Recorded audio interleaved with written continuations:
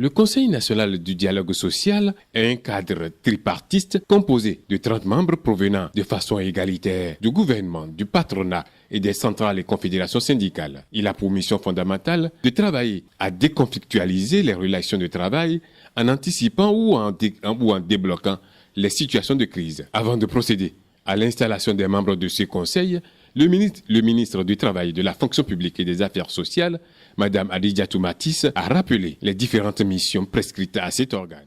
Le dialogue social, tel qu'il est envisagé par la Charte nationale, est un instrument qui féconde les initiatives, fédère les forces sociales et économiques, cimente les accords, promeut les valeurs d'intégrité, de loyauté, d'honnêteté des différents acteurs du monde du travail.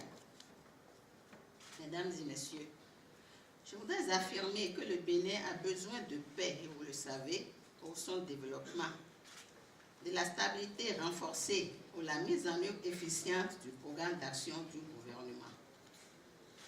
C'est pourquoi nous devons saisir cette opportunité de la formalisation du dialogue social pour non seulement consolider les acquis démocratiques et sociaux dans notre pays, mais nous engager à construire une conscience sociale collective nouvelle pour la paix, le développement et l'unité nationale.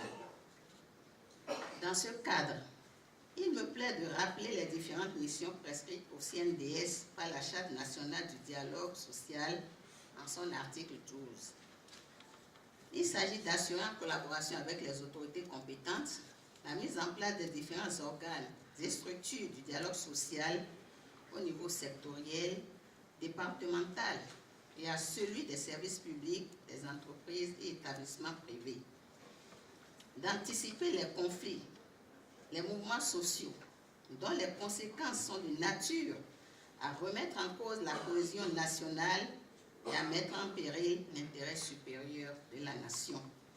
Il s'agit également d'être à l'écoute des chefs d'entreprise en vue d'appréhender les problèmes auxquels ils sont confrontés, d'établir un rapport périodique sur l'état du dialogue social au niveau national, sectoriel et des entreprises, afin de soutenir et contribuer à la réduction du coût du travail en incitant les pouvoirs publics à une fiscalité de développement qui libère la création d'emplois décents au niveau des entreprises. Mesdames et messieurs les membres du Conseil national du dialogue social, comme vous le constatez, votre mission est certes exigeante et délicate, mais noble. Le dialogue social a pour sa part tenu à faire une clarification. Je saisis cette nouvelle occasion pour rassurer les militants et militantes que nous, composantes travailleurs, avons compris et avons toujours affirmé que le CNDS n'est pas une instance pour mettre fin au mouvement de protestation et de revendication des travailleurs.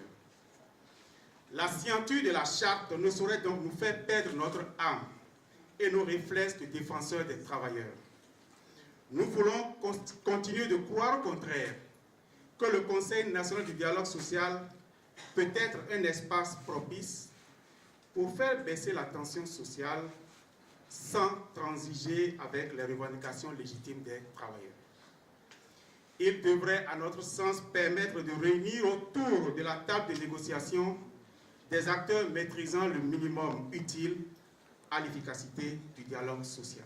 Certaines difficultés de collaboration ont existé entre le gouvernement et les syndicalistes, difficultés qui pourraient les laisser sceptiques quant à l'efficacité recherchée en créant le Conseil national du dialogue social. Mais au nom des travailleurs, le deuxième vice-président de cet organe garde espoir. Je le répète, nous devons continuer d'y croire. Et on ne saurait nous reprocher de faire le rêve d'une nouvelle ère du dialogue social. Préparons-nous plutôt à condamner unanimement ceux qui empêcheraient le rêve de se réaliser et à les combattre efficacement.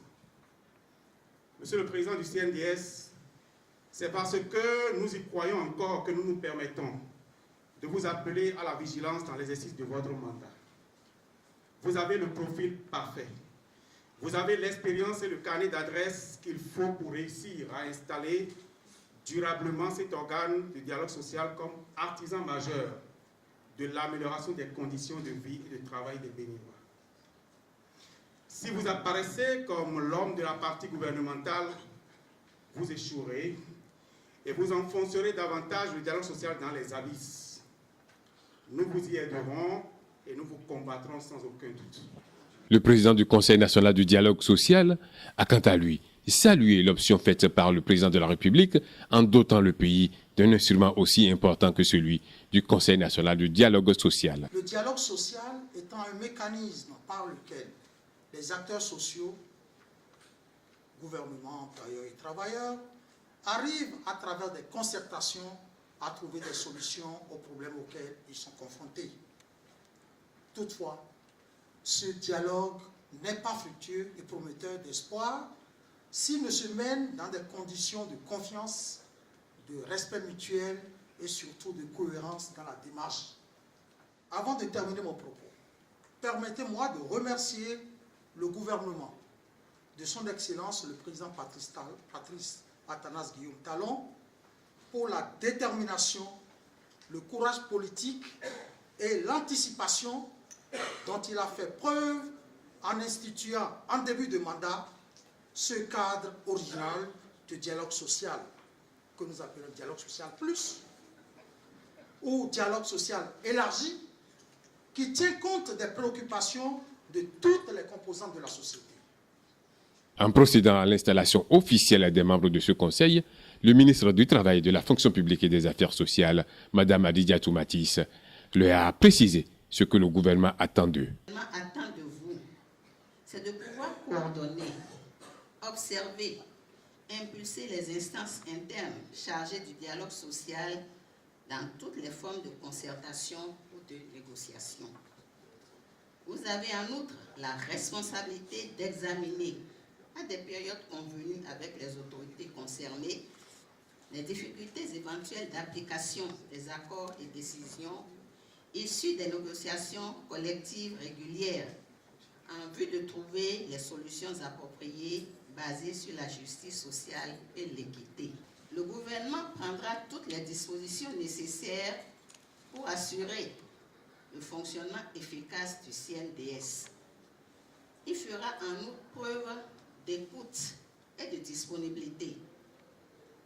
Il fera également preuve du respect des engagements pris, même s'il peut être limité des fois dans sa bonne volonté par le souci du développement, de la modernité et du niveau des ressources publiques.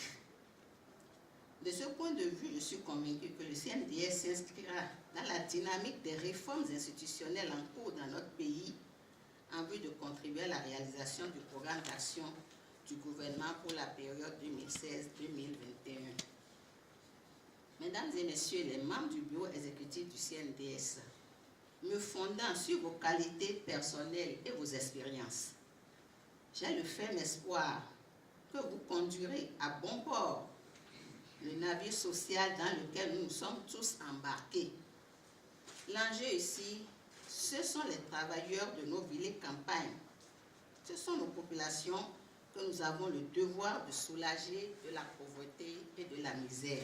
Le ministre a ensuite souhaité aux membres du Conseil national du dialogue social ainsi installés plein succès dans leur mission.